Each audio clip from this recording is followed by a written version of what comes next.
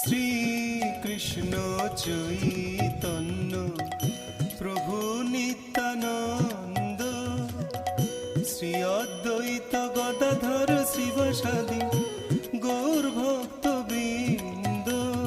শ্রীকৃষ্ণ চৈতন্য প্রভু নিত্যানন্দ, শ্রী অদ্বৈত গদাধর শিবসাদি তদমহো পরমং গতিম যং প্রাপ্পনা নিবর্তন্তে তদ্বুদ্ধম পরমং মম। অনুবাদ: সেই অব্যক্তকে অক্ষর বলে, তাই সমস্ত জীবের পরমাগতি। কেউ যখন সেখানে যায় তখন আর তাকে এই জগতে ফিরে আসতে হয় না। সেটি হচ্ছে আমার পরম ধাম।